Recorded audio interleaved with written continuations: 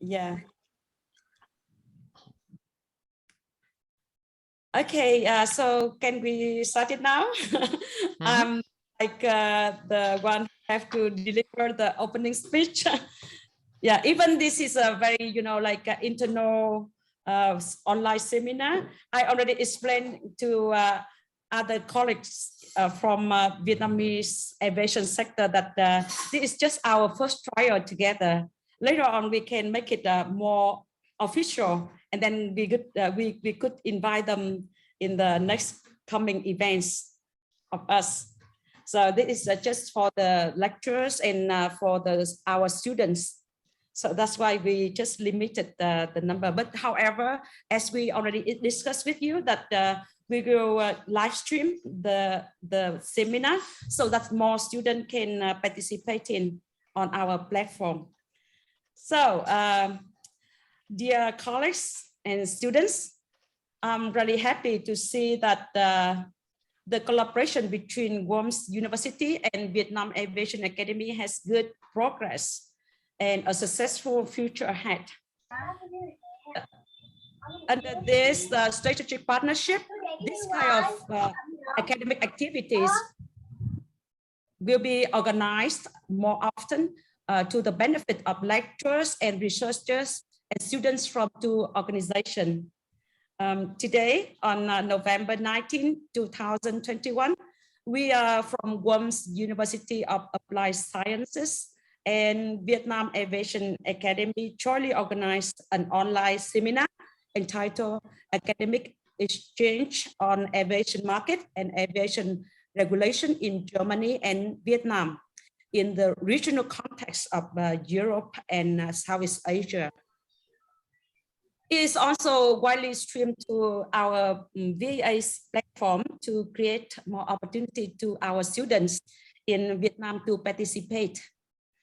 The main topics discussed in the workshop include the introduction to the aviation industry in each countries in the context of the regions and sustainable environment and transport policy of Germany and Vietnam. The seminar includes lecturers and students who are teaching and studying in the field of aviation in Vietnam and Germany. We also welcome to our seminar today Mr. Võ Huy Cương, the Deputy Director General of the Civil Aviation Administration of Vietnam, as our honor guest speaker. As you can see from our agenda, from the VAA side, Dr. Trần Thái Bình, the lecturers of the Faculty of Air Transport Economics, will report with the content aviation industry in Vietnam and Southeast Asia. And Mr. Võ Huy Cương will share with us the issues relating to the topic sustainable environment and transport policy of Vietnam on the part of the Worms universities. Professor Richard Crawford, Director of the Aviation Management and the Air Traffic Management Programs, and Professor Frank Fischer, Dean of the Faculty of Tourism and Travel, Director of the Aviation Management and Piloting Program, will give their respective contents in Germany and in Europe. There are also the presence of other professors from Worms University and also from the VAA University. I think that the seminar will be the great opportunity for lecturers and students of two universities to experience and share from the speakers with extensive experience in aviation industry. Thereby, we are going to update with new knowledge, keeping up with the trend of the world aviation industry. And I wish all of you enjoy a fruitful workshop with the lecturers and professors and industry experts from Vietnam and Germany through this academic exchange. Thank you very much. And to start our agenda today, I would like to give floor to Professor Richard Crawford with his very rich information presented on the aviation industry in Germany and Europe. So the floor is yours. Yeah, thank you so much for this warm welcome to all participants. I'm grateful that we have this opportunity to have an exchange between our two countries and our two institutions. What I brought to this seminar today are in total 9 slides.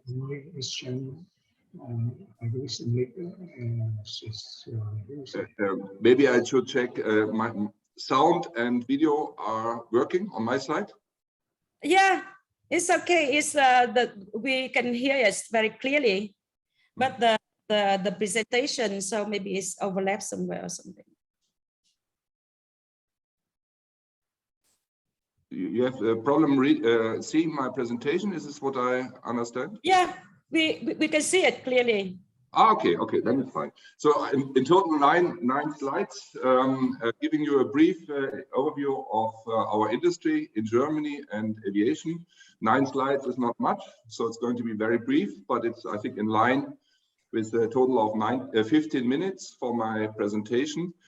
Before I get started with the slides, I should mention that I refer on 7 of the 9 slides to the situation before the pandemic started.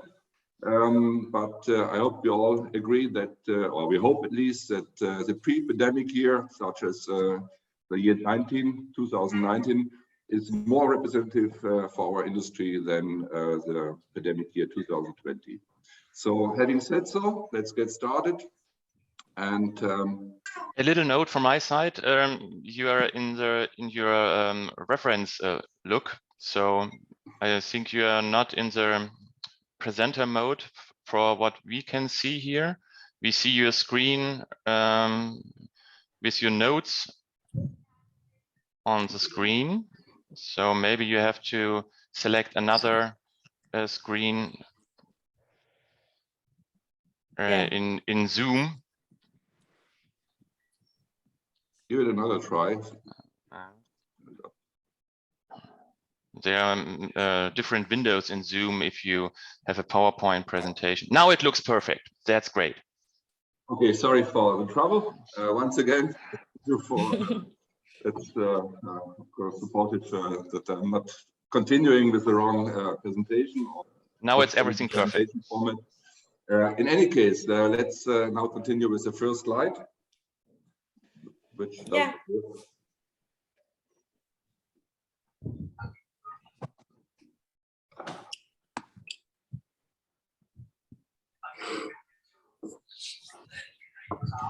So this one is on passenger growth between 2016.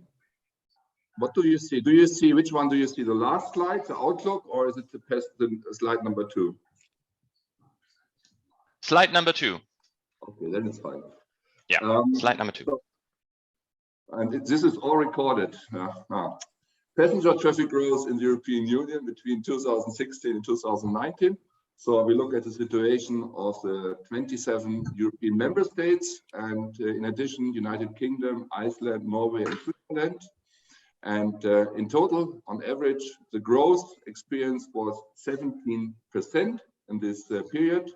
The color scheme indicates that Central and Eastern Europe showed the strongest growth, and the arrow showing and pointing at Germany. So Germany nicely located in the center of the EU plus countries, experienced a moderate growth during this period of 11%. Let's have a look what happened in the cargo market in Europe. Again, the EU plus countries. So a total increase on average by 6%. However, there's a much larger variety in the developments. So you have countries which experience a strong growth in traffic, like Portugal. Others indicated in red, like Sweden, actually experience a loss in traffic, in the case of Sweden by 31%. I should mention that in Europe, when you compare passenger traffic and cargo traffic is much more concentrated on a limited number of airports. So passenger traffic is much more spread across airports and countries in Germany in Europe relative to the situation in the air cargo field. When it comes to Germany, Germany experienced a moderate growth of 5%. However, this means in absolute terms, so in cargo volumes, that Germany witnessed the highest growth in cargo traffic. Only Belgium and Spain had a stronger increase in cargo traffic when it comes to the absolute numbers. Okay. Quan niệm có thể thì có sản sau về có điểm 3 điểm mà học viên không từ cái coi trong tư quyết. So let's have a look at the European 27 air passenger numbers split across the countries of the European Union. So now we are not EU plus anymore, but the remaining 27 member states of the European Union. So as you all know, I guess, UK left the European Union. So what we see here in the year 2018, you can tell it from the column right on the left, that in total in Europe, 1 billion air passengers were transported in 2018. And if you look to the country figures, you see that we have 4 large markets. Germany ahead with 222 million passengers, so representing the largest market in this regard, followed by Spain, France, and Italy. The color scheme indicates, the green color indicates domestic air transport, which has its role, at least in the larger countries. But as you can tell, most of the traffic in Europe is crossing borders, be it within the European Union or beyond the European Union. Beyond the European Union often implies traffic to the neighboring regions of the world, so for example, to North Africa. In total, 1 billion passengers, and you see that we have here the top 10 airport pairs in Europe. None of them exceeding 3 million. So what you can tell immediately is that in Europe we have dispersed traffic. So not a single route is really dominating in Europe. Furthermore, when you look at Germany, you have indicated the strongest routes here that connect Frankfurt and Munich respectively. So the Lufthansa hubs, the main airports in Germany, with the German capital in Berlin. And as a third route shown here in Germany as a domestic route, we have Munich-Hamburg. And Munich-Hamburg is ahead of Munich-Düsseldorf, for example. So Düsseldorf would be nowadays the 4th largest airport that is not shown here. And you have quite a number of airports, routes to Düsseldorf Airport as well, being the 4th largest airport in Germany after Frankfurt, Munich, Berlin. And when we see the total situation here in Europe, you can also tell that the largest traffic flows are typically within the country borders. So domestic traffic dominates when it comes to the top 10 airport pairs. The 2 exceptions are north between UK, London Heathrow, and Dublin, which is in Ireland, and London Heathrow and Amsterdam Schiphol, so the Netherlands. Otherwise, the major airport pairs are all domestic. I started already to indicate the major airports in Germany, which I would like to repeat it, are Frankfurt, Munich, Berlin, and Düsseldorf in this order. After the UK left, with London Heathrow as the largest airport in Europe, Paris Charles de Gaulle is now the busiest airport in the European Union, with 72 million passengers arriving, departing in 2018. And this is followed by Amsterdam and Frankfurt Main. The color scheme here indicates national traffic, international traffic. The Netherlands with Amsterdam Schiphol, it's a rather small country. Population-wise, it has 20-something inhabitants, however, a relatively small area. And that's why you have not too much domestic traffic in the Netherlands. In comparison, for example, to Spain, with Madrid and Barcelona shown here on as number 4 and 5, where you have this pink color indicating quite a share of national flights contributing to the total traffic. As number 6, so the 6th largest airport in the European Union, we have again Munich, which is the 6th largest in Europe and the 2nd largest in Germany. When it comes to air cargo, we have in total 40 million tons of freight handled in 2018 in the European Union. And the largest market by distance is Germany, which handled 4.8 million tons, representing 34% of the total tonnage in the European Union, followed by France and the Netherlands. And I should mention that some of the smaller European member states are relatively specialized in air cargo. This is especially true for Benelux countries like Belgium and Luxembourg. And to familiarize the audience, not the one from Europe, from the European side, but from the side of our friends in Vietnam and Southeast Asia, with the main airlines in Europe. I have brought up this ranking by airline business.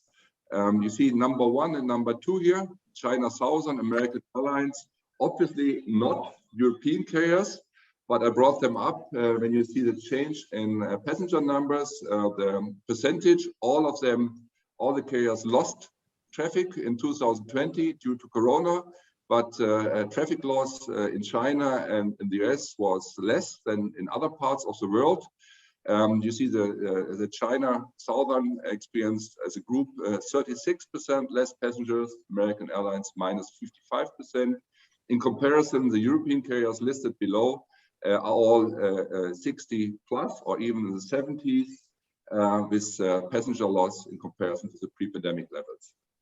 So the first European airline group that shows here is nowadays at rank number 8, or in the year 2020, and at rank number 8, and it's Air France KLM. This group consists of Air France and KLM, but also the low-cost carrier, a subsidiary Transavia, which is kind of within the group a low-cost carrier. And similarly, the setup is with IAG. You have the 2 traditional network carriers, British Airways, Iberia, at the core of IAG, and then you have Vueling, a Spanish carrier that serves as a low-cost carrier in this grouping. And similarly, Lufthansa Group, the 3rd large airline group in Europe, with Lufthansa at the helm, and then Swiss and Austrian as 2 other, Brussels to a certain extent as well. So 3 other network carriers, and Eurowings serving as a low-cost arm in the Lufthansa Group. So all the major airline groupings in Europe, in the meanwhile, have a low-cost subsidiary. And they compete with the 3 top European low-cost carriers, which are Ryanair, EasyJet, and Wizz Air. So this overview already leads me to my outlook, the last slide that I would like to present today, to stay within the 15 minutes time frame for this overview. So what we experience in Europe, like in many other markets, we suffered from the pandemic even more than other parts of the world due to the relatively small domestic markets. So China and the US, as indicated on the previous slide, did better. However, we also, at least this was the impression a couple of weeks ago, it has changed in the meanwhile a little bit again, but we made progress as Europeans and also Germans with our industry since early summer 2021, due to the rollout, the success of the vaccination programs, standardization of certificates showing that you are vaccinated, so that helped to have a standard to facilitate travel within Europe. And according to the latest, or to the IATA October forecast, industry forecast, European airlines will benefit from 2 fastest recovering the national passenger markets in 2022. That is inter-European traffic that is forecasted to reach 75% of the 2019 volumes, and the North Atlantic, which is an important traffic flow for European carriers. And it is expected, according to IATA, that the pre-pandemic level is reached by 65% at least. in the year 2020. So this recovery of inter-European traffic is especially good news for the low-cost carriers because they are specialized on providing inter-European traffic. And the recovery on the North Atlantic routes is good news, is positive for the large airline groupings such as IAG, Lufthansa Group, Air France, KLM in Europe.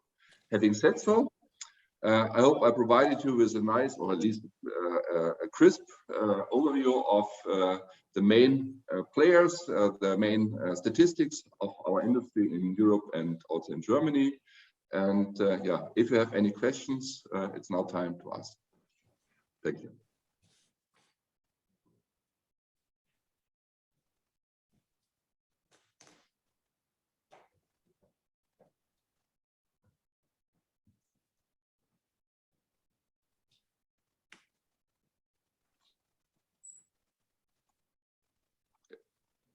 Am I supposed to ask my own questions, or is there someone? Yeah. Thank you very much on the very fruitful presentation from Professor Richard Clawson. Yeah, and you know, like we will continue with the presentation of Dr. Tai Binh. That is the introductory about the aviation industry in Vietnam and Southeast Asia.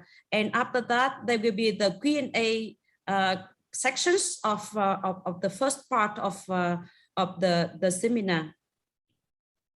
Yeah, now it's your turn, Dr. Tai Binh.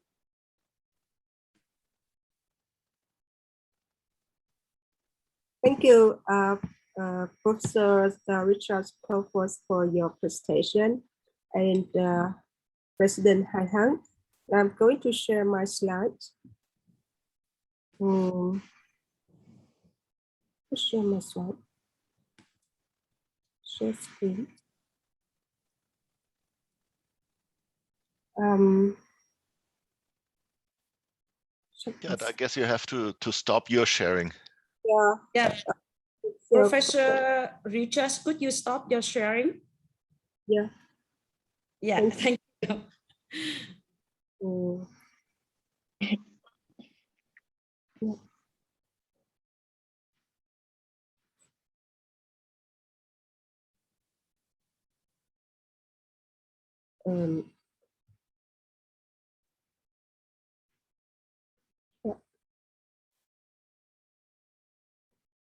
Yeah, do you see my? Yeah, please, Dr. Tai Binh, could you use the you know, because you are sharing not with the slide mode, so that we still can see, you know, like on the kind of on other slides also. So please use presentation mode. Okay, perfect. Hello, everyone. Professors and lecturers, students and colleagues. Today I'm honored to present in this online seminar entitled German-Vietnamese Academic Change on Aviation Markets and Their Regulations. And for my part, I'm going to talk about the aviation industry in Vietnam and Southeast Asia. But in the contrast of Professor Richards, I talk more about the Vietnam industry rather than the aviation industry in the Southeast Asia. So here we're going to have a brief Vietnam's aviation sector overviews, and I also mentioned about this number at the pre-COVID pandemic. So it was around in 2019.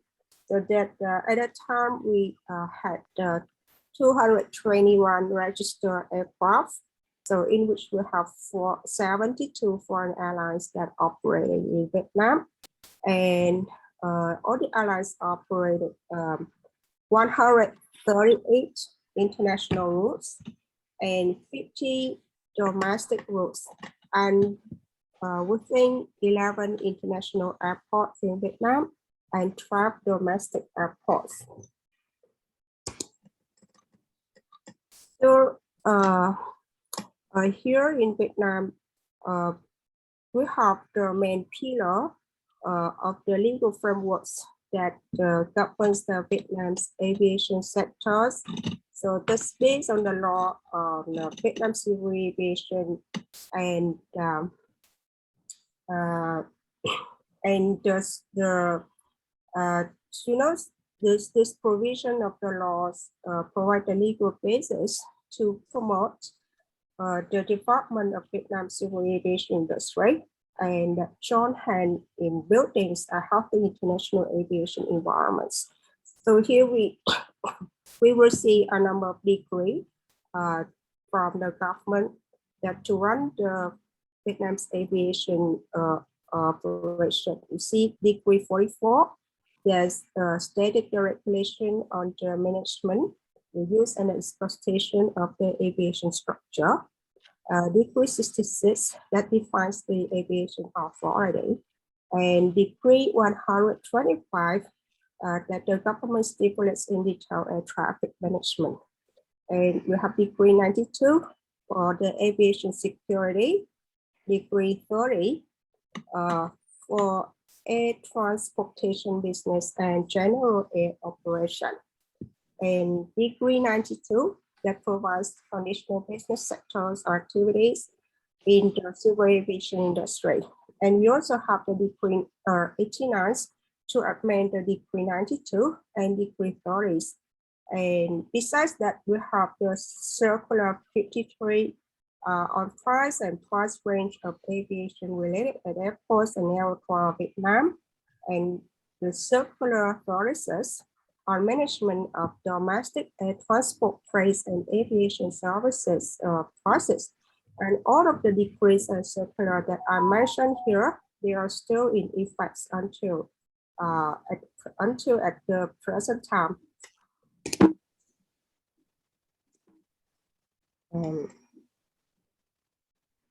So we also have the recent updates from the government that based on Decree 81, and you know the government that has issued a new decree 81 that comes into effect in January in 2020 to change the air transport business departments with a view to creating favorable conditions not only for enterprises that set up their business, airlines business, or they invest in the airports. So according to this regulation, the foreign ownerships of any airlines established in Vietnam that are loosened by increasing the limits of foreign ownership tax from a previous 40% to 34%.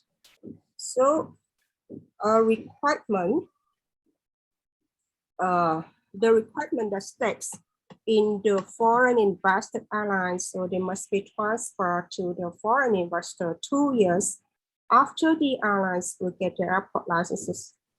And so regarding to the conditions of granting an airport business license, the updated Decree 89 also stipulates that the minimum capital level that have to be selected is around $4 million US, and the foreign investors cannot hold more than 30% of the charter capital. And one more thing is that the new regulations also sets the age limit for the U.S. airport that imported into Vietnam. So here I would like to present you the civil aviation business model in Vietnam. So here you will see, firstly we have a government, and under the government will be the Ministry of Transportation. And the Civil Aviation Administration of Vietnam is under the Ministry of Transportation. And these governmental bodies will manage all of the airports, all the entities, the Airports Corporation of Vietnam, the Vietnam Air Traffic Management Corporations, Vietnam Aviation Academy Study Area School, and also other airlines such as Vietnam Airlines and its daughter companies or associated companies, and also the private airlines in Vietnam. So here, I would like to present you around some key point, remarkable point about the Vietnam's aviation sector in 2019. So you will see that we have the opportunities from the massive growth in the tourism industry. So you see that in 2019, it was a fruitful years for Vietnam's tourism industry, and where the number of foreign tourists reached up to 18 million tourists, and the growth rate is expected to increase 16% year on year. And we also have around 55 million domestic tourists within Vietnam. And the Vietnamese government believes that these numbers will keep growing, and by 2025. So we expected that by 2025, we will have 160 million visitors, both foreign and domestic tourists. And the average growth rate from 2020 to 2030 is around 8%. And to accommodate such volumes, so we are running 23 airports to serve 144 million passengers. This is an annual traffic. And besides that, we have strong competitions and new players. And with the booming of low-cost carriers, mainly Vietjet Air and Jetstar, now rebranded into the Pacific Airlines. So we also welcome newcomers. Đang dự mấy cái hội thảo Bamboo Airways, ngoài Jetstar Airlines, nói chuyện ngủ. Bamboo Airlines. And besides that, Bỏ mẹ ăn ung thư. Firstly, this is the overloaded infrastructure. So you see that we had a very rapid growth, but it's also created many difficulties and challenges for the industry. So especially in keeping up with the demand for infrastructure. And according to aviation experts in Vietnam, so they say that aviation is a very hard standard sector, and that requires safety, security, and national defense. And the new players that are expected to benefit the customers, but this is also difficult to the authority to deal with the overloaded airport, especially the Tanzania airport that is located in our city, Ho Chi Minh City. This airport in 2018 to 2019 is welcomed 48 million travelers. So this is, but this is only designed for 25 million passengers only. So you see that we have the main problems of the infrastructure. And second, the key challenge that we are confronting to is the shortage of the human resources. So we are short of the safety officers, the technicians, and especially well-trained pilots. And the Civil Aviation Authority of Vietnam, we also see that the limit fleet expansion among domestic airlines, and also around 70% of pilots working in the Vietnamese airlines are foreigners. They are mostly from Australia, from Europe, or from the United States. And we don't have enough the workforce such as the Vietnamese pilots at the moment. And we also have the lack of qualified local pilots. So this remains the biggest challenge for the Vietnamese aviation industry until now and in the upcoming years. And besides that, we also have the opportunities. Look like we have a sustainable development for the aviation industry and the tourism industry. because the Vietnamese government would like to create the specific solutions and to solve the problems about the infrastructure and about the competitions among airlines. Healthy competitions among the national airlines and also private airlines, and we also hope to have the permission from the FAA, I mean the U.S. Federal Aviation Administration, to have a direct flight from Vietnam to USA, and we have realized that plan in the last month.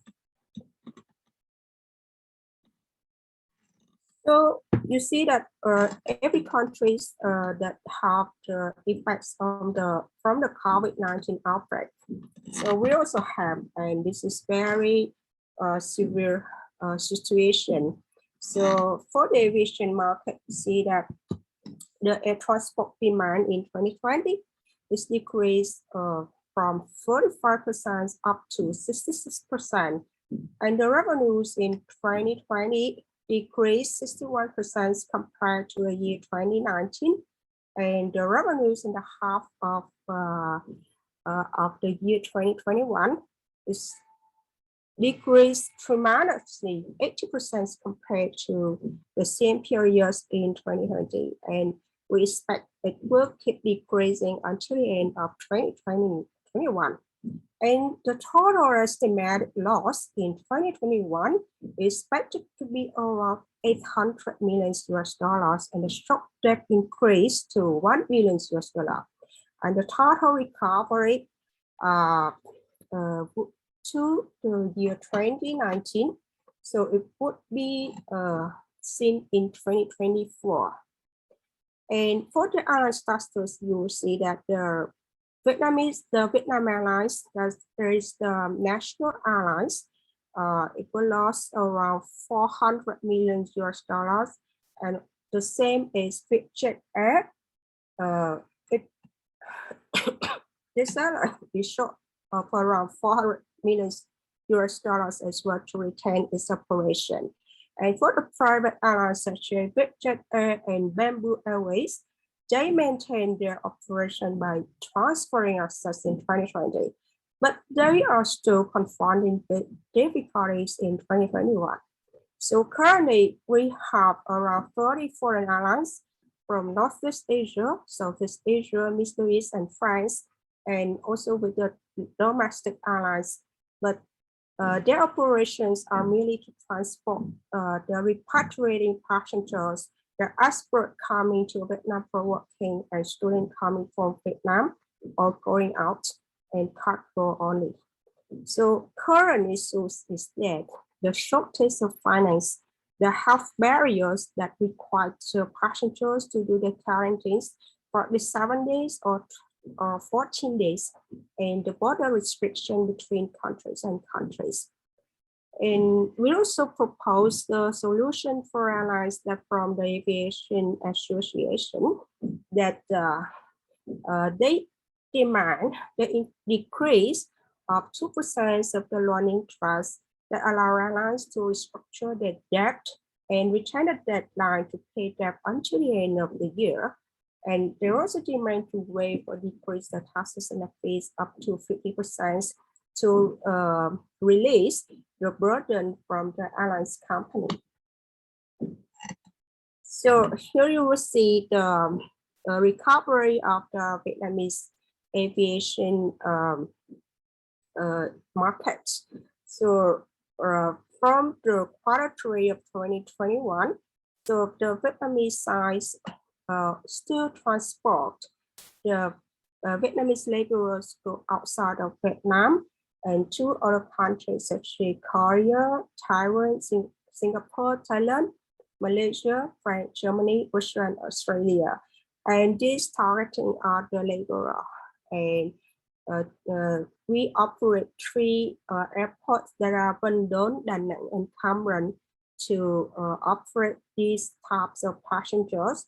And for foreign passengers coming to Vietnam, so the requirement is that the passengers need to be vaccinated 2 times. And for phase 2 from January in 2022, so we are allowed to transport passengers to Vietnam, so without a license from the Vietnamese government. So the frequency will be 4 flights per week. So the flights would be from and to Vietnam to China, Hong Kong, Japan, Korea, Taiwan, Thailand, Singapore, Malaysia, Laos, Cambodia, France, Germany, Russia, UK, and Brazil, and Australia. And the passengers also are required to be vaccinated 2 times, and they have to be quarantined in Vietnam after their arrivals within 7 days. And for phase 3 from April 2022, so passengers do not need to quarantine for 7 days. And for phase 4, so that time when the immunity exists in the community, so airlines are allowed to fly with their exclusive slot, but passengers also prove that they are vaccinated. So in short, in the first 9 months of 2021, so there were around 500 international flights and transporting passengers to and from Vietnam, and with 350,000 passengers, and with the load factors only around 13%. And within 7,500 international flights, so the flights to Vietnam is around 3,700 flights with 153 to 100 passengers, and with the loss factors 1.5%. This is about the repatriate flights. And at present, we have 4 domestic airlines. There are Vietnam Airlines, Vietjet Air, Bamboo Airways, and Pacific Airlines. And those airlines are focusing on the main routes. There's Hanoi and Ho Chi Minh City route, and with the load factors from 75 to 90% because of high demand. And they also increase the frequency to the central region. This is the city that called Da Nang, from Ho Chi Minh City to Da Nang and Hanoi to Da Nang with 3 to 6 flights per day. And here you will see the chart that presented the Vietnam business capacity in daily new COVID. So we see that for the dark blue, this represent the domestic capacity, and the light blue is around international capacity, and the red line is about the daily cases. So you will see that from the October to so the red line is we stop in September, but before that you see the it also depends on the situation. The flights is not regularly, and the international capacity reduced remarkably.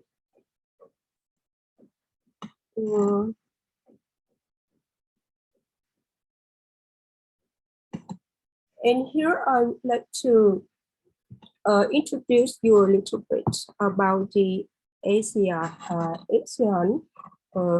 community.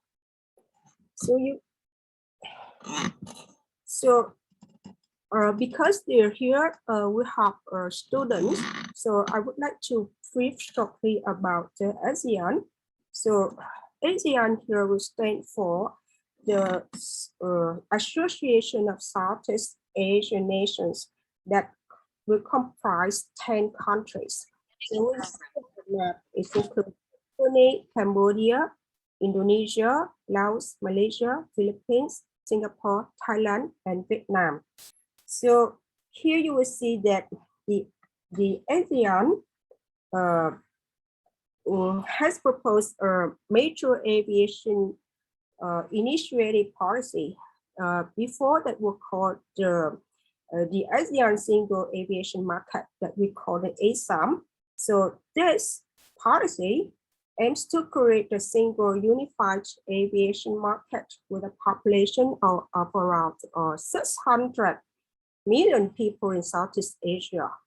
And this policy allows, so you will see in my right side, so this policy allows on a carriers that register their business in any Asian country to fly freely and without limitation is this unified clock.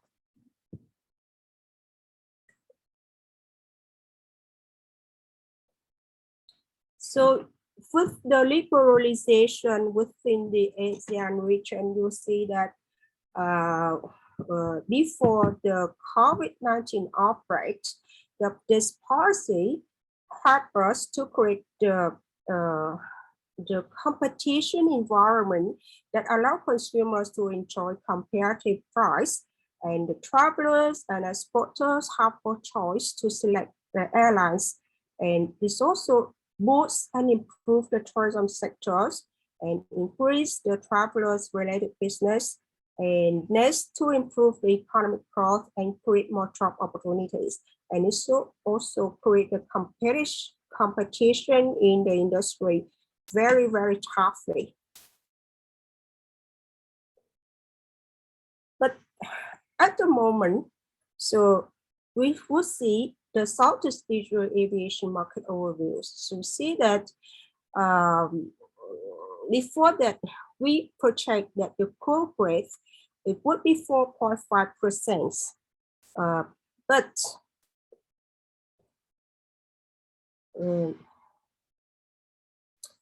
and also in the ASEAN region, the Southeast Asian countries, each country, they are supported by their government, and they also grow very strongly. But we have to admit that the COVID-19 pandemic, so the air passenger traffic in countries such as Vietnam, Cambodia, the Philippines, Thailand, is also declined by 34% up to 40% respectively. And this decrease mainly in passenger traffic as well as the load factors, and this affects to the revenues of the airlines, so which may have a subsequent effects on the future expansion and procurement plans in the upcoming year. So in a summary,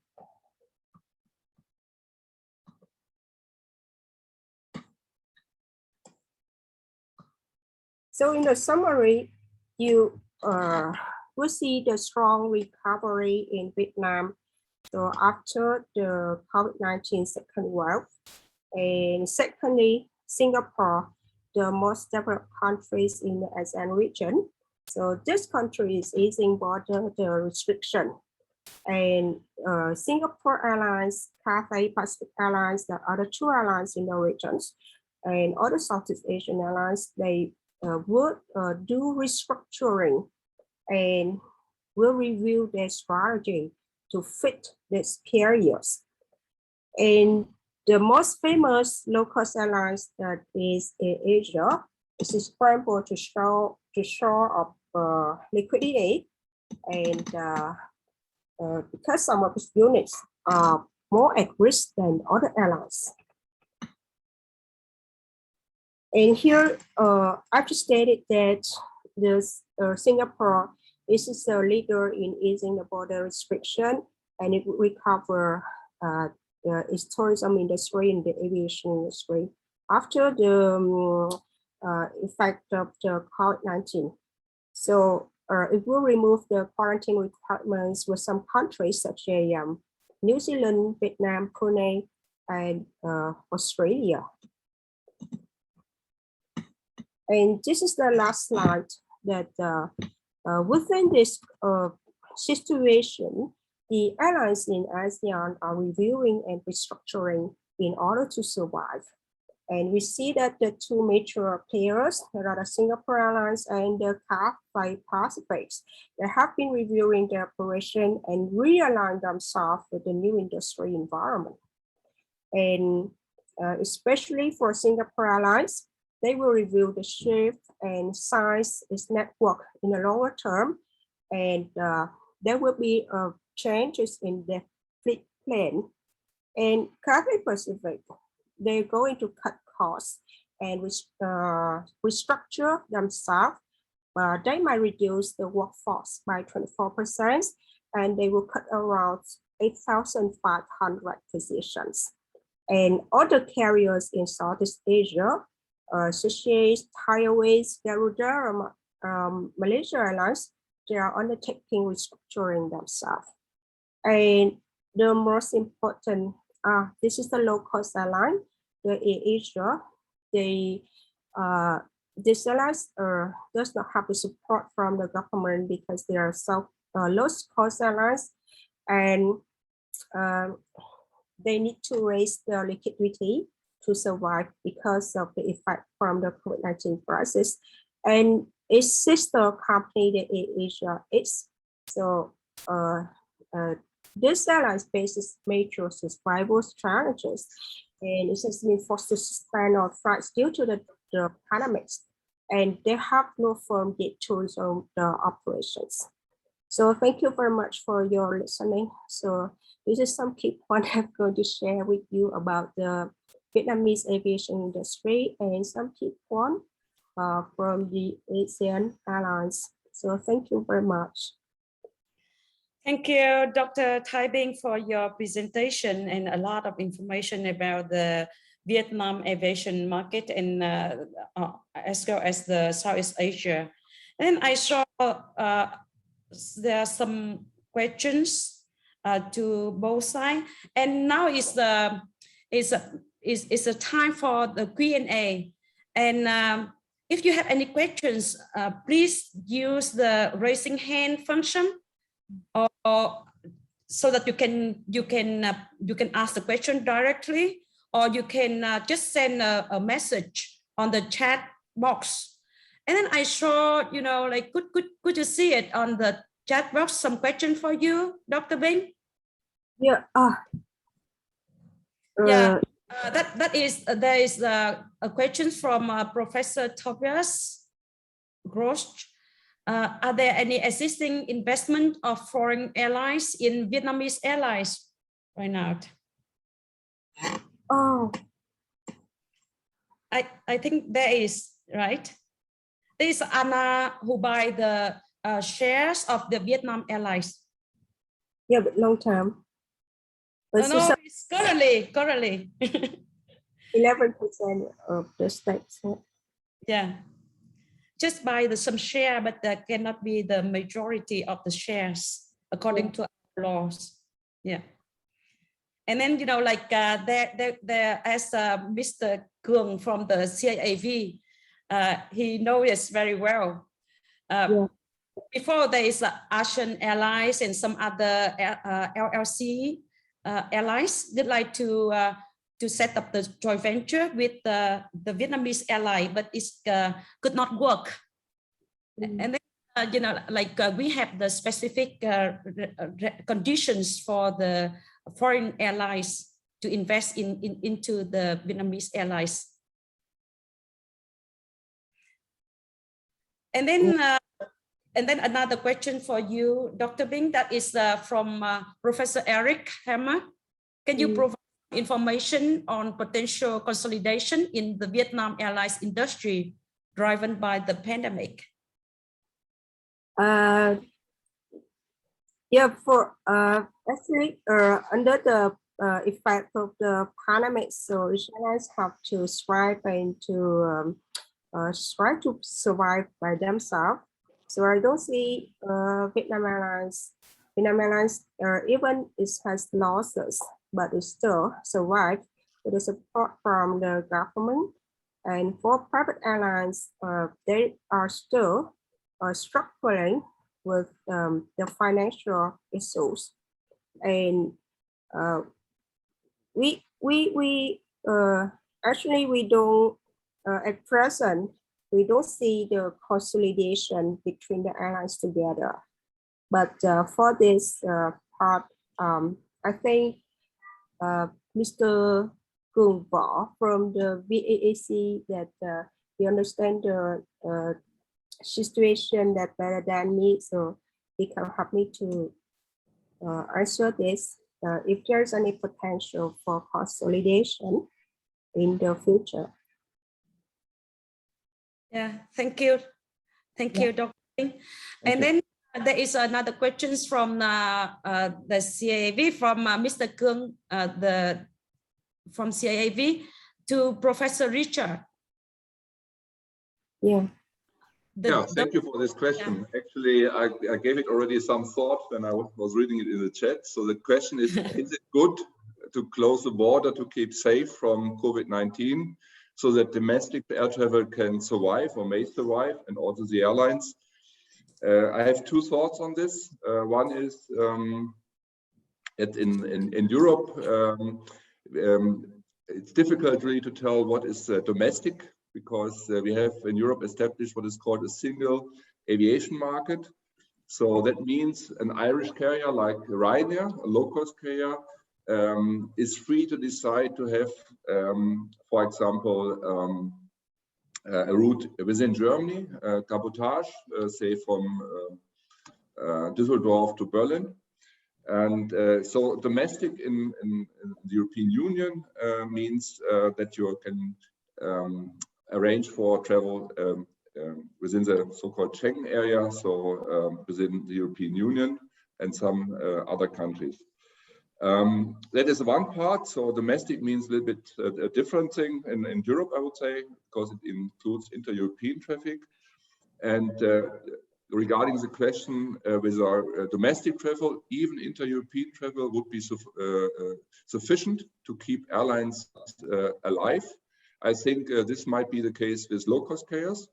So low-cost carriers could survive just on domestic or inter-European travel, but this is certainly not the case for the large airline groupings that I mentioned, like Air France KLM or IAG or the German Lufthansa Group or the German-led Lufthansa Group. So the network carriers and the large airline groupings in Germany and the other European countries, they wouldn't be able to survive just on domestic travel. So it's not an option. I really enjoyed this question, and I hope I addressed it satisfactorily.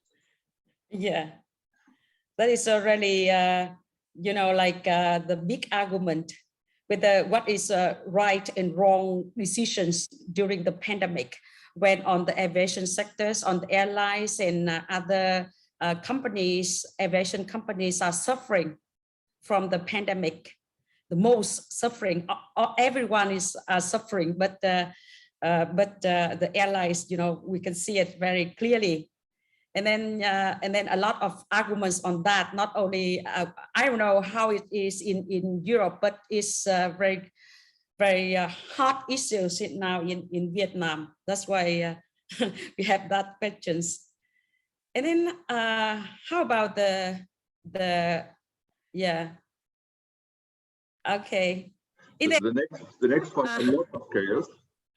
That is also a difficult question. I think, I don't know, that's one of the good things about having this exchange.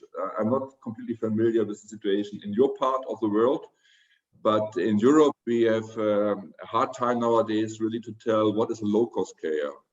So clearly we have, I mentioned the top three carriers in Europe, the low-cost carriers, that is Ryanair, EasyJet and Wizz Air.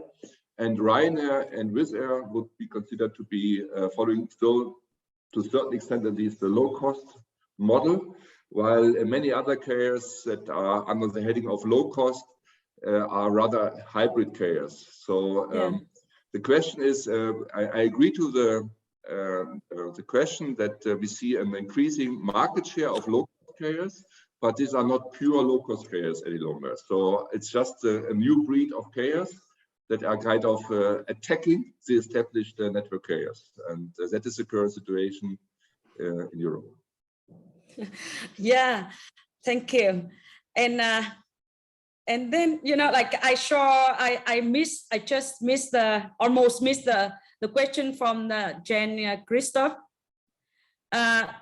Dr. Bing, he had a question for you. That there are 10 people symbolizing the different Asian countries, but only 9 country names mentioned. From which country is the 10th person?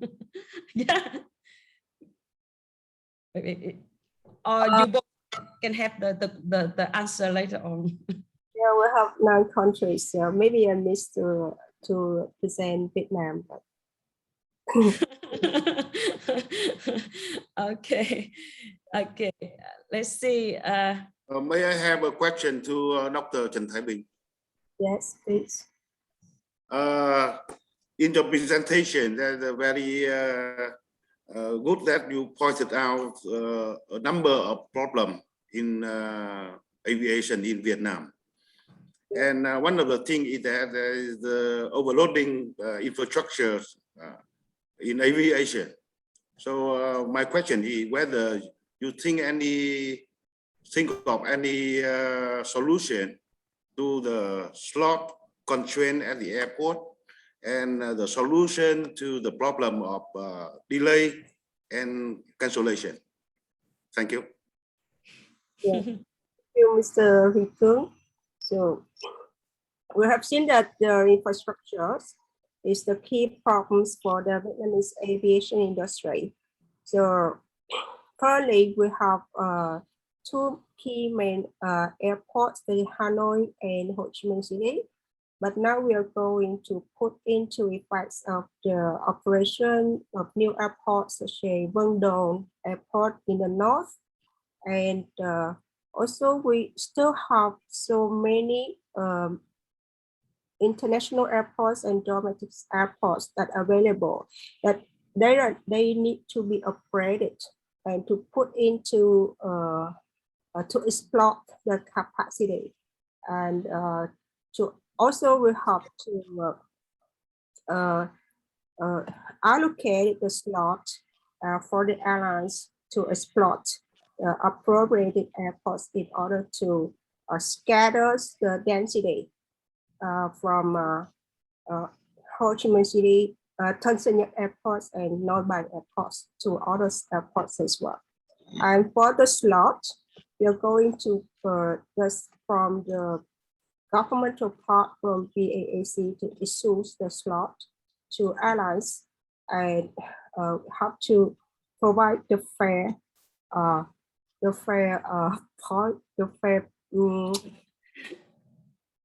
I would like to mean the fair allocation between airlines, such as private airlines and national airlines that forum to operate through international flights and domestic flights with equal opportunities and equal chances, that they're going to take the nice time for good destination.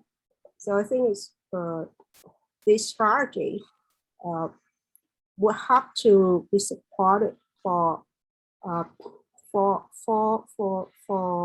those airlines in Vietnam, because we don't have so many airlines. We just have the national airlines, Vietnam Airlines, and other private airlines such as Jet Air, Bamboo Airways, and also at present, when we have the challenges of the infrastructure, we have to support domestic airlines first before allowing the expansion or allowing the presence of other low-cost airlines from foreign countries. So because we cannot afford the capacity at the current time, and since we cannot adapt, so we need to develop within the control. So I think that. Thank you. Thank you. I think it is a very big question. It's not easy to just give some answers, right? I think that all of us here agree with that. Thank you, Dr. Bing. Thank you, everyone, for the questions. I saw your questions coming, but our time is over. We have the limited time for the Q&As now, and then we are a little over the time setting on the agenda. So I think that we could come back with the second part of the seminar first, and then we will have another Q&A sections later after that. And then I take note on the questions from you, and I will get back to the speakers so that you can have the proper answer later on. Okay, thank you. And now we will come to the presentation on environmental sustainability and transport policy of Germany and Europe. That is the presentation of Professor Frank Fischer, Worms University. Now, Dr. Bing, could you? Okay. Now it's the floor of Professor Frank. Yes, good morning and good afternoon, depending on where you are. Okay, so now screen sharing was stopped, so I'll have to do that again, obviously. So it's always challenging. Okay, so I hope you can see my presentation now. So I have the really kind of like challenging task to talk about air transport policy and environmental sustainability in just 15 minutes. So that's really kind of a challenge. Luckily, a few things have already been mentioned. So if you try to understand air transport policy in Germany, it's, well, the first big issue is that it's basically European air transport policy. So we have this European single market or internal market or common market, as you might refer to it, for almost 30 years, which even includes cabotage, as Richard Tophaus just mentioned in the discussion, for almost 25 years. So it's much more integrated than it is currently in Southeast Asia. So basically the idea is that once you are registered as an airline, if you have an operating license in one of the EU member states, and then Richard Tophaus already mentioned it's EU plus, so a few countries are included with bilateral agreements like Switzerland and Norway. So they kind of belong to that common market as well. So that gives you the right to serve any city pair market within the European Union or the EU plus area. So example has already been mentioned. So an airline like Ryanair, which is basically an Irish airline, it operates between two different EU countries, like between France and Italy, and it also operates domestic flights, for example, in Spain or in Portugal.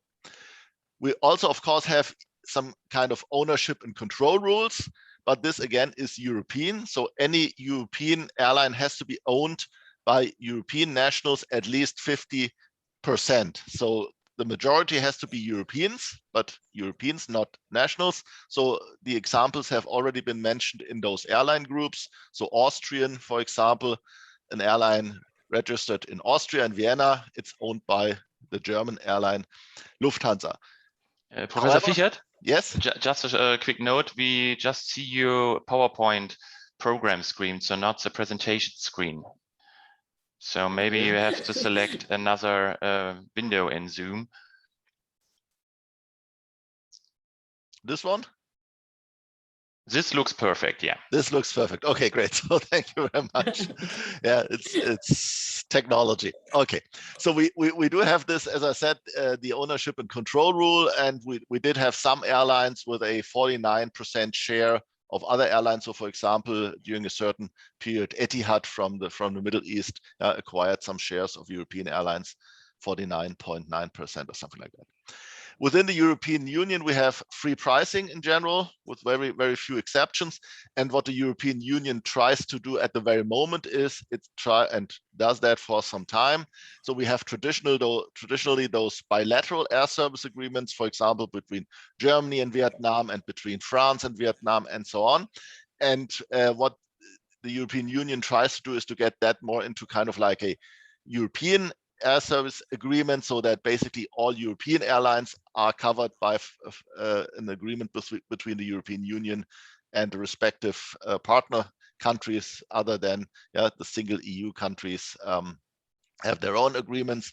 At least, again, those agreements would have to be opened to other EU carriers, which means that a French airline or an Italian airline should have the right to operate direct flights between Germany and Vietnam, for example, as well. So since this is an open market, more or less, it's a free pricing. Therefore, we apply the general rules of competition policy, and we also apply the rules of regulating dominant firms. So for example, you've seen those airline groups. They are the results of different mergers between airlines, and those mergers are subject to the regular merger control we have for all other industries as well. Cartels are prohibited like in any other industry, and so on.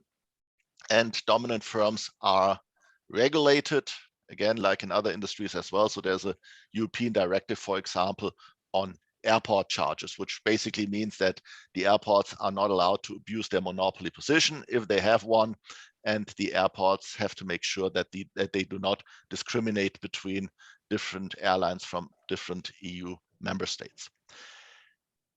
Having said so, again, the idea of a free market, of an open market, also means that there shouldn't be any distortions to competition due to some kind of policies by the member states. So we have rather strict rules on state aid. So the member states are in general not allowed to subsidize their airlines, because we want them to compete, and we want those to survive that are providing good services, are successful on the market. There are, of course, a few exceptions, and of course, especially in times of a crisis. We've seen the questions before on COVID and state aid. Of course, during the COVID pandemic, basically all member states helped their respective airlines, but as a general rule, this is restricted, and this rule becomes more and more extended also to airports. So currently we have a kind of like a transition period, but again, the basic idea is that in the future, that also airports should cover their cost by market revenue rather than by some kind of subsidies. If governments want to have flights between two airports, which they believe are necessary from a regional policy point of view to connect rather remote regions or something like that, then this will have to be an open procedure, which we refer to in Europe as public service obligations. There are similar programs in Australia. There are similar programs even in the US. So this is basically the idea of a tendering process. So what I'm not going to talk about, which could be a totally a different presentation of another 15 minutes at least, is we have national air navigation service providers. And so you've seen the map of Europe, and European countries on average are rather small. So we have rather small ANSPs as well in many countries, and it's a kind of like fragmented market. And for example, it does some research on unit rates. So we have different unit rates if you fly over, let's say, Belgium or the Netherlands or Germany. And again, the European policy is to go towards what is called a single European sky. So to have more cooperation and integration also with respect to air traffic control. So that might be the general rule of the European Union. And you see already that's kind of like dominant in air transport policy. And now if we move on to the member states, of course, like in all other areas as well, what we are aiming at from the national perspective is connectivity.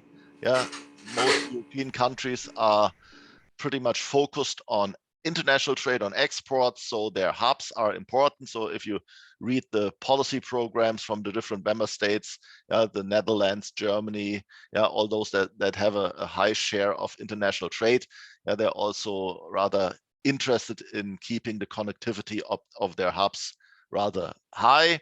And then, of course, we have the more remote regions where we have regional airports. And again, usually the regions are interested in being connected to the rest of the world, or at least to the next hub. The structure with respect to airports differs in the different EU member states. So we have some EU member states where we have kind of like a centralized airport group, where all airports in that country belong to one airport group. Quite often then it's a state-owned group as well, whereas in Germany we have a decentralized system. So except for our except for our one hub in Munich and the two airports in our capital and the second seat of the government in Cologne, Bonn, is that they are usually owned by the states. So in Germany, we have 16 states, decentralized level, and even by the cities or municipalities, counties, whatever it might be. So it's a decentralized system, mostly state-owned, with some partially privatized airports like Frankfurt and Hamburg. Yeah, whereas in some other EU member states, you even have fully privatized airports. That used to be the case, especially in the UK, where airports are fully privatized. Most airports are fully privatized. Yeah, but also some other EU member states have a private majority ownership of airports. Somehow similar mixed picture with respect to airlines. So we do still have some member states in Eastern Europe, especially, but also in the southern part of Europe, where airlines are even still fully state-owned, like Air Malta, a very small carrier from a very small country, but also one of the large groups, Air France, KLM, the French and the Dutch government. They are shareholders, minority shareholders, but shareholders in Air France, KLM, whereas Lufthansa is fully privatized, except for some shareholding during the COVID pandemic.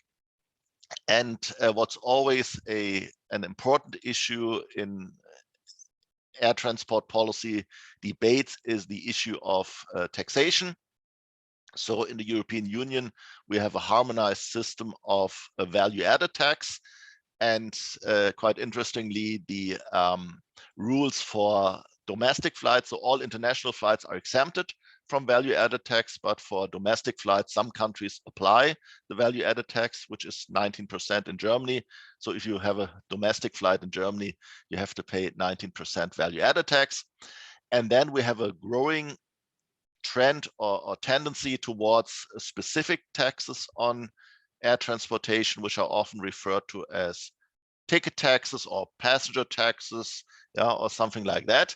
And the pioneer of that scheme, at least in Europe, was the UK, where you see for well, almost 3 decades already, they have a tax which is called the air passenger duty, which is a quantity tax, which means in this case, British pound per departing passenger. Yeah, and they have a distant-based scheme. Used to be 4 distances, now it's 2 distance classes, so short-haul flights and medium and long-haul flights with different tax rates. And they have a distinction between what they call the lowest class of travel available, which usually is economy class. And you see here currently, if you fly from the UK to somewhere in the European Union, for example, then there is a £13 tax if you travel in economy class, and if you go long haul or medium haul, then it's already 82 British pounds. And if you travel in business or even first class, then you have a higher tax rate, which is 26 or 180 British pound respectively. In Germany, we have something similar, which is called the air transport tax or passenger tax, ticket tax, where we have 3 distance classes, short, medium, and long haul. You see the tax rates here, and the taxes have been increased quite significantly in April 2020. So right when the COVID pandemic started, and you see also we have about €13 for short haul intra-European flights. Then we have about €32 for medium haul, Egypt, for example, United Arab Emirates, and close to €60 departing passengers for long haul flights. What's interesting, again, all transfer passengers or international transfer passengers are exempted. So if you're flying, for example, on Lufthansa from Vietnam via Frankfurt to the US, and there is no ticket tax on that. A lot of other countries in the EU have similar tax schemes. France, rather high tax rates. Austria just not only introduced that when we introduced that, but increased the rates rather recently as well. And usually it's based on the idea, of course, on the one hand, the government needs money. So the revenue of the German tax before COVID used to be around a bit above €1 billion. But it's also referred to environmental objectives. So you see that for short haul flights, the percentage increase was higher than for the long haul flights. And the basic idea is to get some kind of modal shift, to provide some additional incentives for travelers on short haul domestic markets to use the high-speed rail rather than the airplane. So now switching to environmental topics. So of course, the traditional topic in environmental economics with respect to air transportation is noise. So Europe, if you look into the ICAO database on airports, you see that the largest number of night curfews or other restrictions on a worldwide basis can be found in Europe. So most European airports have some kind of noise restrictions. And to take a very extreme case, when the capacity at Frankfurt Airport was expanded, so when Frankfurt Airport got the 4th runway, the government also introduced a ban on night flights between 11 p.m. and 5 a.m. with very few exemptions, very limited flexibility to that. And most other European airports, also the large ones, also the hubs like Amsterdam or Zurich or elsewhere, they have pretty tight restrictions on the number of movements during the nighttime. Then, of course, there are lots of, our pilots are always interested in that, lots of procedural regulations, continuous descent approach, minimum noise routings, and so on. And what's also kind of like a traditional element in the European charging policies at airports is that there are some financial incentives for using less noisy aircraft. In Germany, they're called noise surcharges. They're even mandatory, so the airports have to apply them. So if you use the more noisy aircraft, you simply pay more landing or takeoff charges than with a less noisy aircraft. So that's the general idea behind that. And we also use that in Germany for pollutants. And then, of course, there's a lot of research and development. So we have our big research institute in Germany, the DLR, the German Aerospace Center, and they do, of course, a lot of engineering research on how we can make those aircraft less noisy. With respect to climate change, the topic number one at the moment, since 2005, we have an emission trading scheme for CO2 in the European Union, which basically covers industry. So it's about 50%, 45%, 50% of all emissions coming from large installations like electricity generation, like production of aluminum, paper, glass, and so on and so on. So all the large industrial firms that are emitting CO2 are covered by that scheme. And since 2012, intra-European air transport is also included into that scheme. So airlines, if they burn fuel, they need a so-called permit or allowance for doing that. And the number of those allowances are limited. They're basically capped at a previous level, which is 2005 or 2006, if I remember correctly. So they took some year in the past that, okay, we're going to cap the emissions at that level. And if airlines are emitting more, which they do if the market is growing, Richard Klopphaus showed the growth rates, what the airlines basically have to do is they have to purchase allowances or permits from the other industries. That's this arrow, what you see here in the bottom part of that figure where it says sale. So basically the airlines have to purchase those allowances from other industries, which means if the airlines emit more CO2, since the industry is growing, there will be a reduction somewhere else. So electricity generation or a glass producer or whatever reduces the CO2 emissions so that the airlines can emit more. And this system is, well, since the objectives, the target values of the European Union are getting more ambitious, you can easily imagine that the number of those allowances, those permits, will be reduced, which basically means they will get more expensive for the airlines. So that will be some additional cost factor for the airlines. So last slide, what are current discussions at the moment with respect to the sustainability issue? There is an ongoing debate for almost 30 years, probably even more than that. Aviation fuel is exempted from our fuel taxation that we have in the European Union. And there have always been, well, calls, debates, discussions, whatever you want to call that, on introducing a fuel tax. And this is an ongoing topic, of course, in the European Union at the moment. However, in the European Union, if there is a regulation on taxes or a directive on taxes, all 27 member states have to agree on that. And since a lot of EU member states, especially in the south, are highly depending on tourism. Yeah, a fuel tax would hurt the tourism industry. So personally, I do have some doubts whether they are going to agree on a fuel tax on a significant level, but you never know with politics, so we'll see.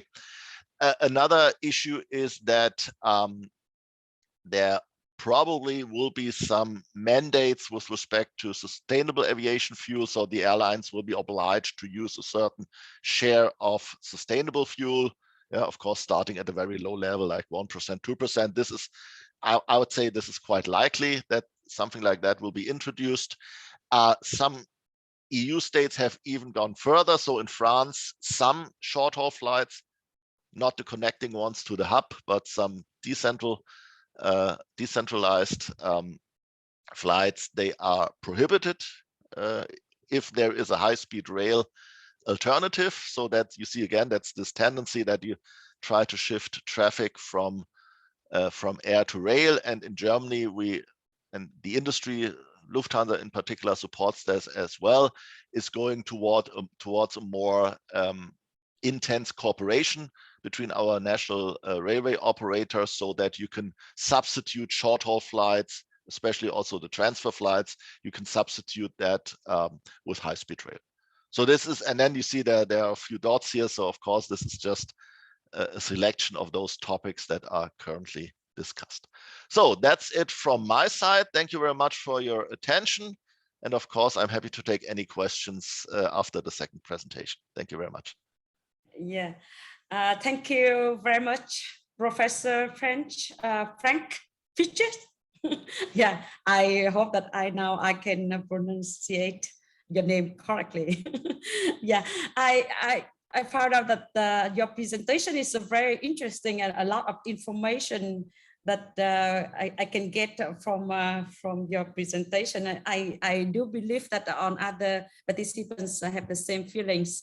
Yeah, and then you know, like the Q&A, I believe that there will be a lot of questions for you, but we have to wait until the section ends. We are a little over, you know, like over time, but I hope that on the participants is agree that we just go ahead with on our agenda. So please, now it's your turn, Mr. Võ Huy Cường. We are eager to listen to you. I would like to say good day to everyone from Vietnam, as well as colleague from Germany. First of all, I would like to say sorry that I have to admit that I have entered the OA generation already, so that I do not have my presentation show on the screen. However, thanks to Dr. Hằng, I have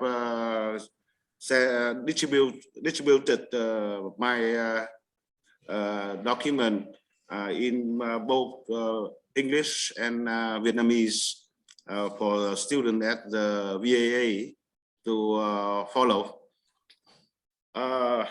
My presentation just say about briefly about the air transport, international air transport policy of Vietnam. In order to give you the true picture of that policy, I would like to give you the background that help us to build up such a policy. As you may be well aware that before this November 1992, in Vietnam, there was one entity called Vietnam Airlines Corporation. And that entity had two functions, state management in aviation.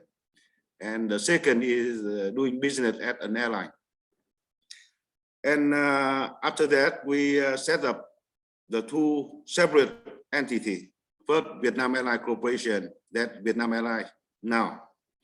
And we also set up the Aviation Administration of Vietnam, now we call CAAV. And from then on, we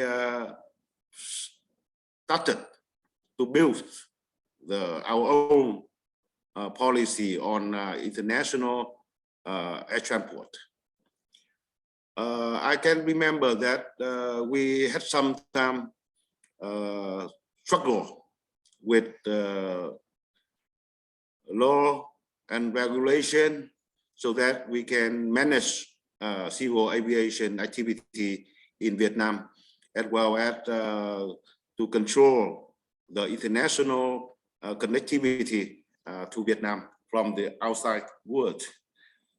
And thanks to ICAO, I remember that in 1994, there was the fourth worldwide air transport conference. And I think that was the most important conference held by ICAO with respect to air transport regulation that shaped the future of the development of the international aviation. And from then on, we have actively participated in different fora to develop our own policy, as well as to build the common policy for the global aviation community. And of course, it helped us a lot when we share the expertise, information, and knowledge, as well as regulation around the world among ICAO member countries. And in 1995, when Vietnam officially joined Asean, it means that Southeast Asia nation organization, and we agree to develop what we call the liberalization policy, which will be a gradual step toward open sky policy. And that was great. And you can see that from then on, Vietnam have developed, we boldly developed in air transport, and our market have been expanding rapidly, like you know, the information provided by Dr. Trần Thái Bình. And in our policy, we move toward liberalization, or in the term of the US, that means deregulation. And in my presentation, we would like to talk about the key points of the policy. The first one is the airline designation. Before 1992, we had a number of air services agreement with a number of countries, but the provision for designation, airline designation, were very restrictive. We allow only one airline designation. Later on, we move forward, open sky or liberalization of air transport. We allow 2 or more airlines could be designated for international operation. And you can see that a number, I can see that in the presentation of Dr. Trần Thái Bình, up to 75 foreign airlines are now operating to and from Vietnam. That's a very good figure. And with that, we also change to the other issue that Dr. Frank also talked about, that means the ownership of the airline. We move forward to the more liberal term for airline ownership. We change from the substantial airline ownership and effective control to more liberal provision, like the visible play of business or play of incorporation, and that's very good. And we agree to sign the horizontal agreement with the European Union in 2010 to allow airlines that has been established in the EU, can fly everywhere in Europe to Vietnam, and then that's good, with the hope that more and more airlines can join the market and bring and build bridges to link Europe and Vietnam. But it is said that up till now only France Air France to fly from Europe to Vietnam. Lufthansa stopped sometime in 2001. That is not very happy to say about that. We would like to have more and more airlines from Europe to fly to Vietnam. So instead of that very sad picture, I can say that with the airline ownership in Vietnam, in different parts of the world, more and more airlines fly to Vietnam. And from us, we also have a number of airlines who would like to fly to Europe. And of course, later on, I will talk about the problem they are facing when they would like to launch the air services from Vietnam to Europe. And the next matter is the air tariff control. I am very glad to hear that in Europe, like Professor Frank say, that free pricing regime in Europe. So later on, I will have a question to Dr. Frank about that. But in Vietnam, for international operation of the airline, we agree to remove the very restrictive air tariff control from dual approval or also by a single disapproval or dual disapproval. And recently, we allow the air tariff regime by introducing the provision regarding to the requirement that non-filing requirement that help airline a lot. For air freight services, we are now very liberal. In ASEAN, we have signed the ASEAN multilateral agreement to remove all the restriction of the air or cargo operation. We allow unlimited frequency for third, fourth, and fifth freedom traffic for all cargo business within ASEAN. And furthermore, in 2008, we signed the air services agreement with the US.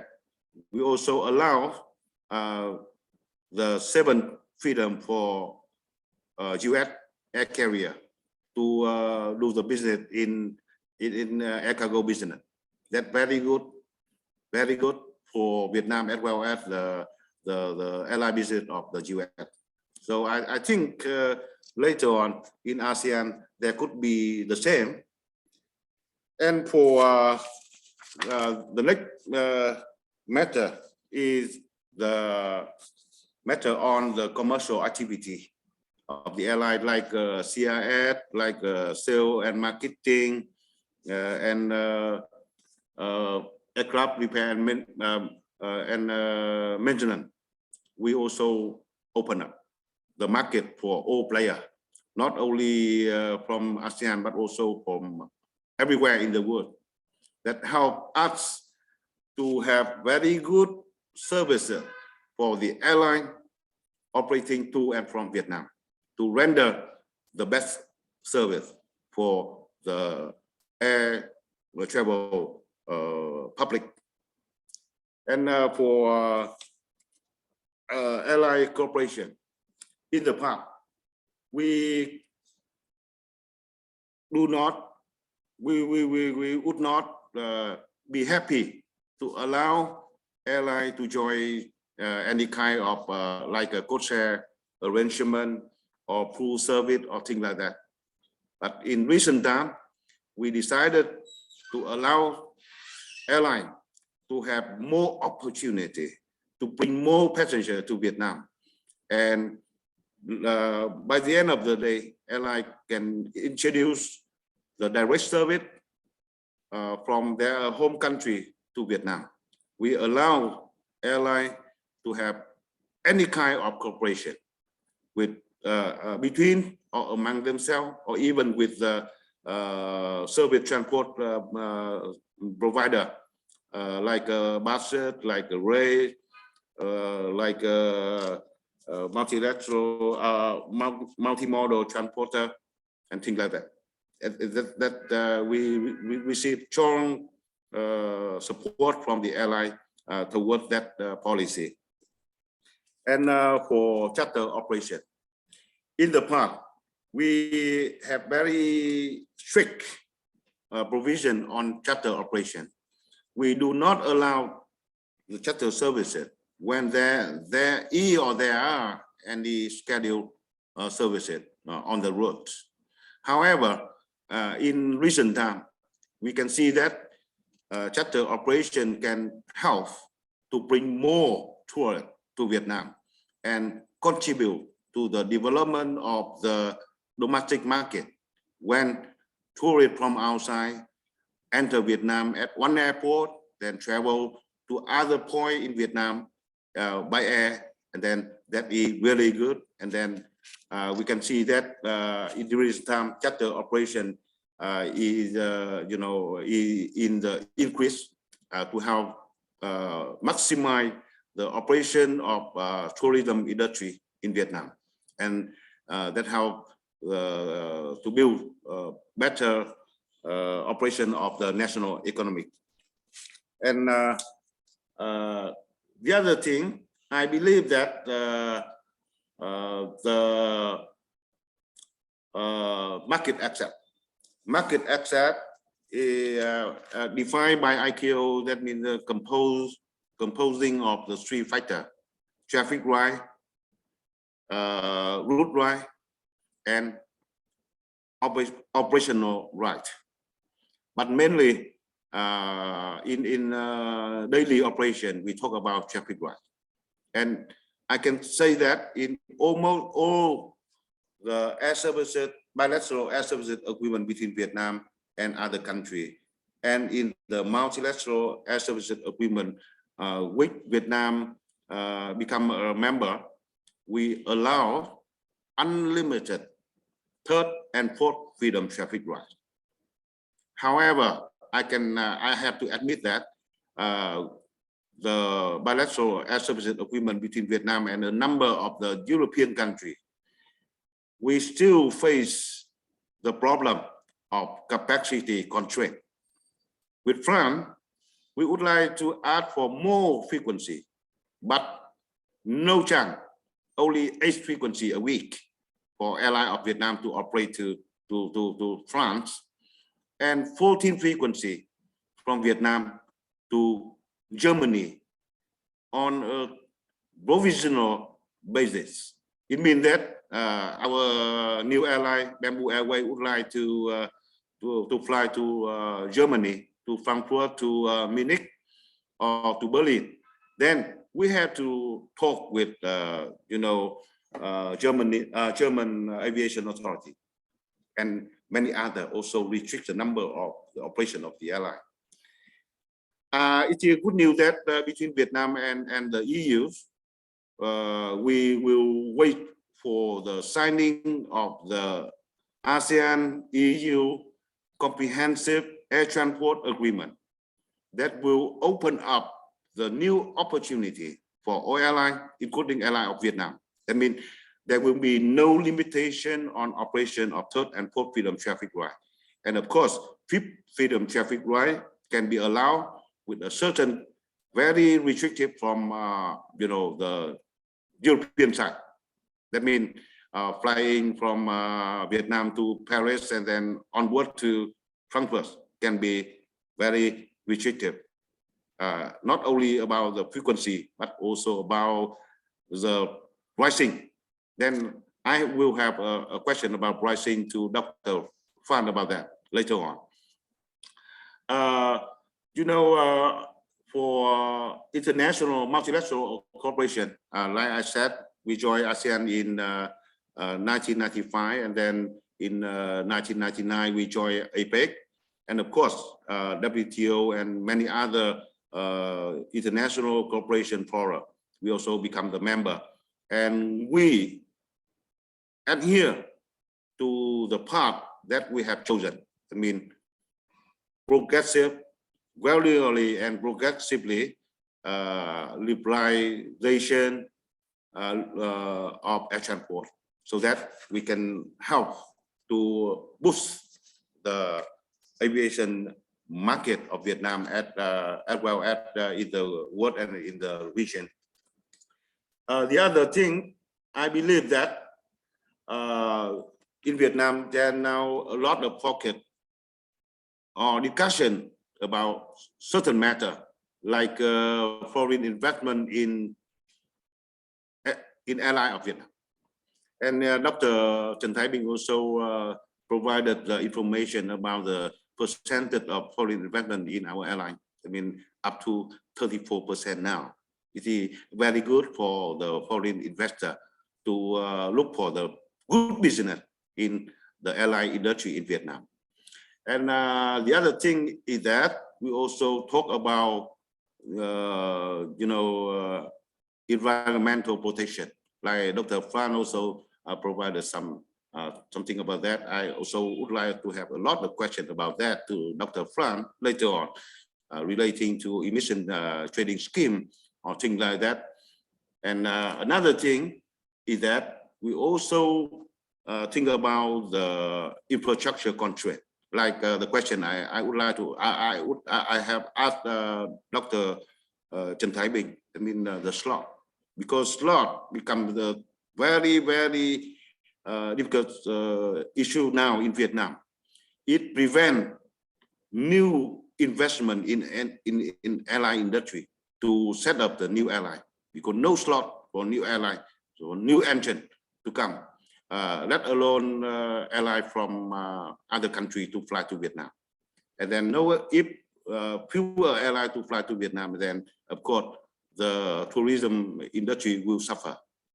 And of course, another issue that people may think, and then the VAA may develop a project to study on the problem of delay and cancellation, and of course some fine for delay and cancellation paid out to stranded passenger. And of course, I also would like to have some question to Dr. Phan about the sum of money that airline have to pay out to stranded passenger according to EC regulation on that. And of course, there's a number of other issues I would like to present. However, due to the time, limited time, I wish that VAA and your counterpart can provide many other opportunities so that people from CAAV can have, the interaction with, student, with professor, with the lecturer, so that a number of issues can be tabled and discussed, and possible solution can be found in order to promote aviation business in Vietnam and in the world. Thank you, Dr. Hằng. Thank you for all of you for your attention. Thank you.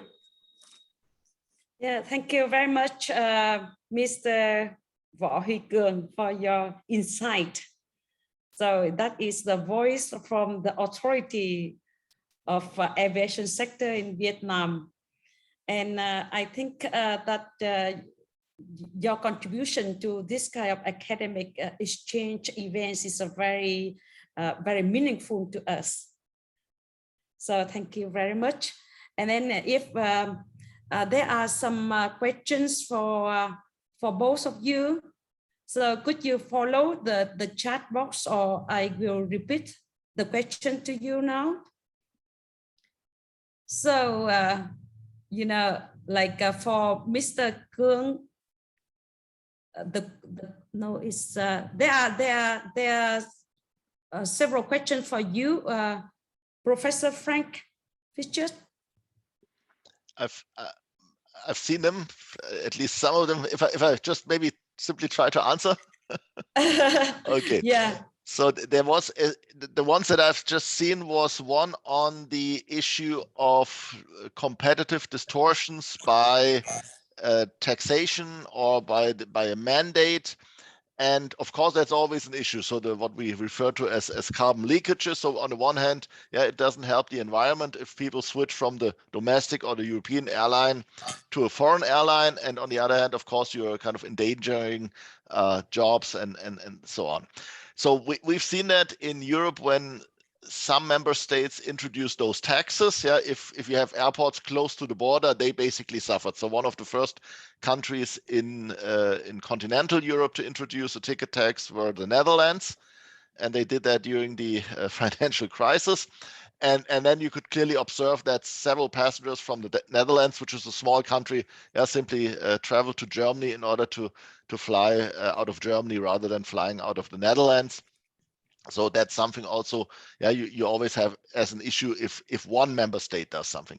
So if now on the European level, we are introducing some additional financial burden, which could be a mandate for sustainable aviation fuel, which from the perspective of the airline, is simply an increase in the fuel cost.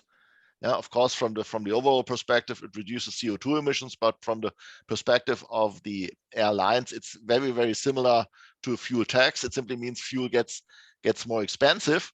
And then the question in any case might be, okay, how does this affect the competitive situation of airlines? And then, of course, that might have also an impact on CO2 emissions. And then typical answer from an economist, it depends. And in this case, it depends on the markets. So if we have direct flights between A and B, the effect, of course, there will be an effect on demand because it simply gets more expensive to fly. And there are some transfer flights, some transfer passengers that might be able to choose between an intra-European option and a non-EU option. So for example, if you're in Hamburg and you want to go somewhere to China where you don't have a direct flight, of course you could, currently what you quite often will do, you will transfer at Frankfurt or Munich, and have the long haul flight from Frankfurt or Munich to China. And then of course you could do that via Istanbul or via Dubai or somewhere else outside the European Union.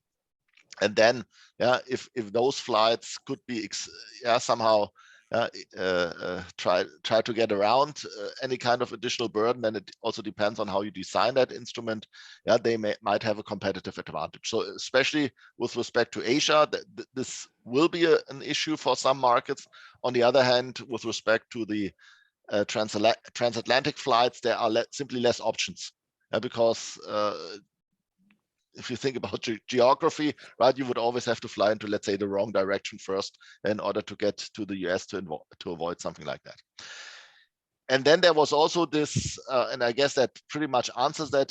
The second question that was, okay, if, for example, the sustainable aviation fuels are exempted from the fuel tax, yeah, of course, it depends on tax rates. In any case, it depends on the mandates, whether it's 1% or 2% or 5%.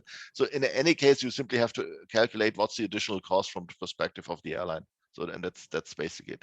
And maybe one remark on the passenger rights. I didn't mention that. Of course, that's also an important issue in the European Union.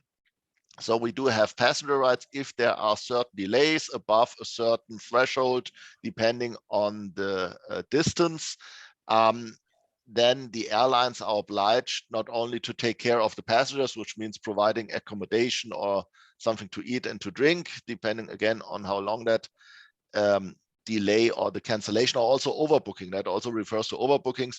And then there's a compensation payment between 250 euro for the short haul and 650 euro for the long haul flights.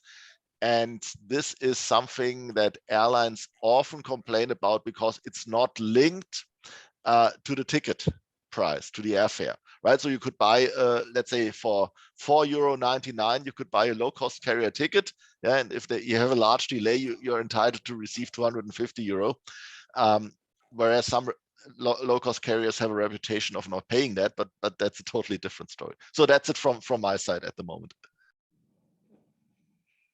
So thank you.